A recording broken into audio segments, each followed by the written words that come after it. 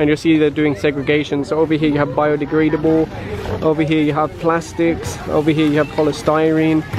So they're going through the bins and making sure it's segregated properly. That's very good.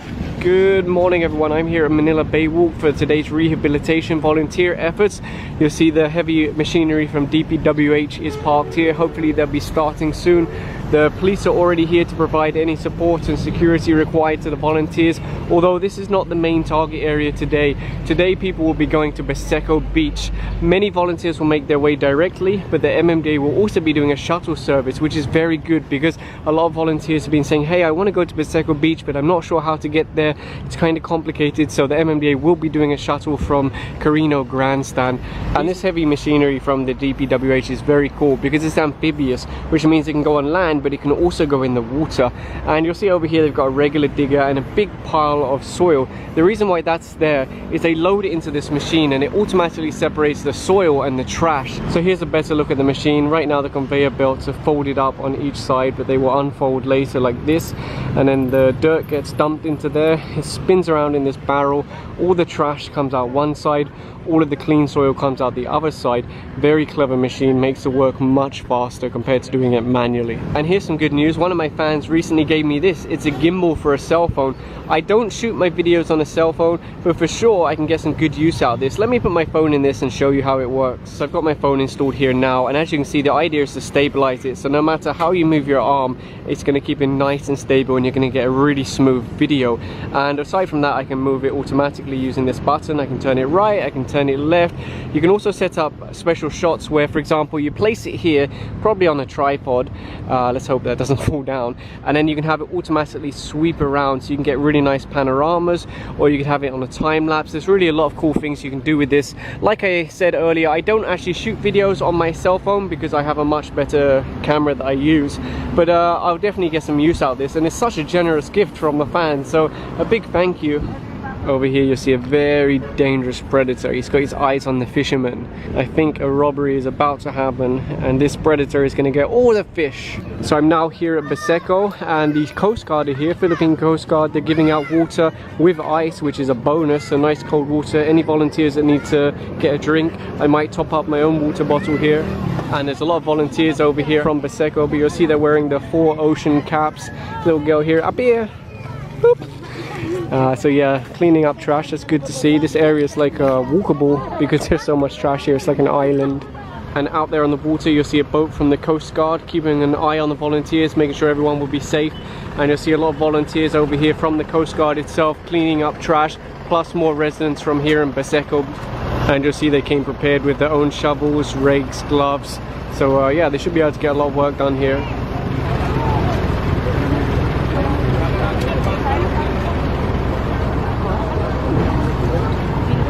At the entrance to the beach here, there's a lot more 4 ocean tents. You can see they've collected a lot of trash already.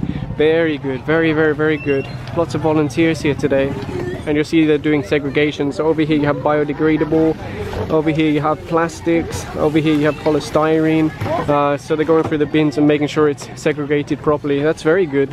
So over here are the gloves that they're giving to volunteers. They do have to return them afterwards because I think they might be cleaned and reused, but very good. It will keep the volunteers' hands safe. I think they're also giving out caps and masks, but I'm not sure if you have to return those after the cleanup. You'll see the PRRC are also here, so that's the Coast Guard plus PRRC to help, you know, in coordination with this agency or this organization 4 Ocean. And I have to say I don't have huge love for 4 Ocean after my interaction with the lady over there from their organization. Very rude. So over here you'll find the MMDA registration area plus 2 portable toilets, and then you have the workers in the background cleaning up the trash, plus a lot more spread out. So let's go. So you'll see they're sweeping it up and then piling it into the bags. Quite a lot of trash actually, and that's why they're asking for more volunteers here on Baseco Beach, because it's just so much trash. They really need the manpower. Of course over here by the rocks the cleanup continues. They have their tongs so they can reach in and get trash between the rocks, and then there's also ladies over here with rakes so they can pull it out of the water. Already filled up a number of bags. Very good. I am a little bit late going here because I was waiting for the shuttle bus. You'll see there's a number of people swimming and playing on the beach, and that's the idea of this, is to make the beach clean again and enjoyable for everyone. That's why they're trying to clean this up. But of course at the moment they're saying the water isn't safe for swimming, so it's not recommended, but eventually it should be. So far far it's only MMDA that I bumped into until now. We have a private individual over here, commuted all the way here by herself. She brought her own net as well to sort through the trash. You know, like I showed before, you can load it into the bag, shake it, and then the sand falls through. Very good. Where did you come from this morning? From Pandacan. Actually, I am your follower. So. You are? Oh, excellent. Over here you'll see a couple of the guys carrying their trash back to the main area. Of course, aside from plastics and things like that, they're also getting wood that's drifted in, bamboo and things like that from fish traps. And over here you see what they've done is kind of dig into the sand, because a lot of the trash is actually underneath. But ultimately they might have to eventually bring a machine here and do it automatically, but for now definitely volunteers can do a lot. I mean, look at this now compared to before. It already looks so much better. There's so much less trash here. There's still a lot, but so much better than before. Once you get further down the beach, this is where you already see a lot of trash, although before this was a complete island, and now you can actually see some sand, so definitely big improvements. But you see polystyrene cups, plastics, all kinds of things down here. So they are raking it up and cleaning it up, and there's a lot of MMDA here. It's now around 9 AM. I saw a lot of the volunteers leaving already. They've definitely collected a lot of trash here. It's really good what they've done here, you know, getting everyone together and collecting so much stuff, segregating it as well, because segregation is of course key. I have no idea what this is. Wow. And you'll see they're just packing up everything now, and they're actually be coming back here tomorrow. So it's very good what they've done today, what they've managed. The gloves that they gave out to people, they collect them back and they'll either be washed and reused or they'll be recycled. The caps the volunteers get to keep. So it's really good, and of course they have cooperation with the Coast Guard, also with the PRRC, and I think maybe soon closer coordination with the MMDA. So this is the MPCG truck, and you'll see they've got lots of tools here. They have these ones for scooping stuff out of the water. They've got broomsticks, they've got rakes, all kinds of stuff, also gloves. So if volunteers need to get tools, this is where they come. They just have to give one ID to this man. He'll give you whatever tools you need and then send you on your way. More of the guys are bringing their trash in. You can see there's a big pile here. Although over there at Fort Ocean, where they were doing the segregation, they were saying that a very small percentage of it is actually recyclable, and the rest of it is just kind of residual waste. And I can tell you this is hard work because it's so hot. The sun is out in full force. It already feels like summer. There's a pretty cool boat docked over here as well. It's quite narrow and yeah, nice. Let's have a look in here. You can see there's plastic wrappers, all kinds. This one's some kind of paper, all different kinds of stuff, but mostly microplastics or plastic. Styrofoam also, cups and plates and things like that. So I just came back to the Baywalk now, and this is the women of Walem. They're the wives of seafarers. So you see they've got a tarpaulin up there, and they're handing out food for the DPWH and other agencies that are working here along the Baywalk. So very, very good. They must miss their husbands a lot, so you know, their way of helping out. I think this little predator down here might be the one that we saw earlier. He's in reasonable shape, so he's obviously being fed. Hope he doesn't bite me.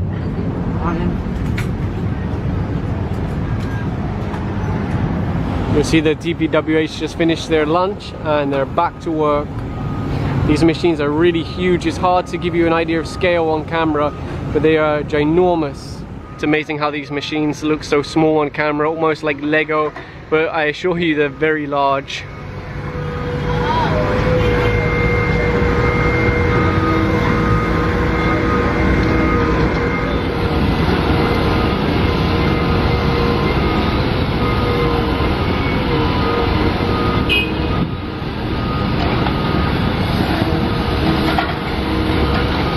And there you go, that's one truckload. I actually asked them why are they loading it straight onto the truck instead of running it through the segregator machine first. They said that this one here came from so deep that when they run through it, there's really not much trash or really any trash. So there's no need to run it through the segregator. They can just load it directly onto here.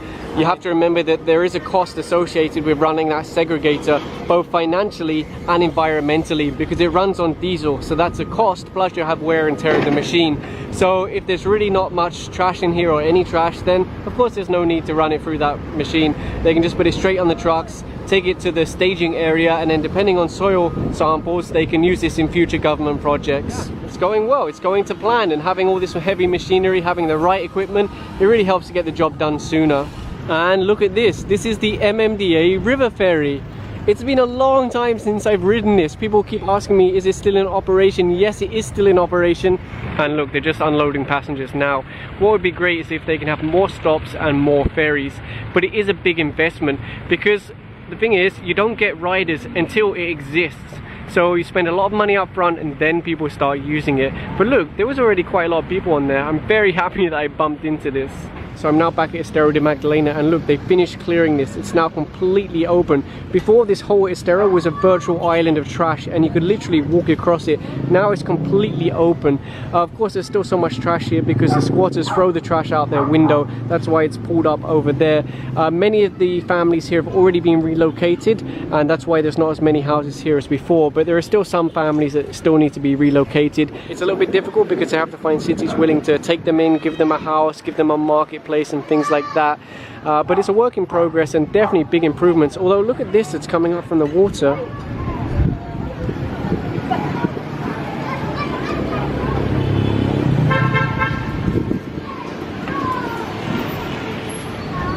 As for the electrical wires, you'll see they're still going through the water. There's joints in those wires where they've been cut and then rejoined, and it's going through the water. Very dangerous. I mean, look at this now, incredible. If you looked at this even just 2 months ago, completely different.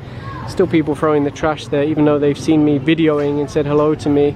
No respect, unfortunately. Really no respect. Oh, if you looked at this, even just... And just like before, there's non-stop running water. I don't think they even have a way of turning this pipe off.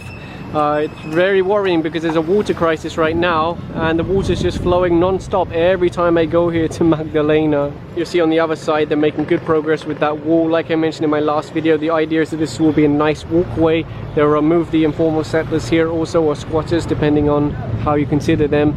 And yeah, I guess eventually they'll remove this soil here also, so it's fully open. But for now it's useful because it gives them access to build the wall. Yeah, really progress. This is progress. There's a lot happening. It takes a lot of people, it takes a lot of effort, it takes a lot of willpower, but it's happening. So I hope you enjoyed today's video, and maybe you'll consider sharing it so more people can be aware of what's being done. If you haven't volunteered already, maybe you can join us next Saturday. Thanks for watching.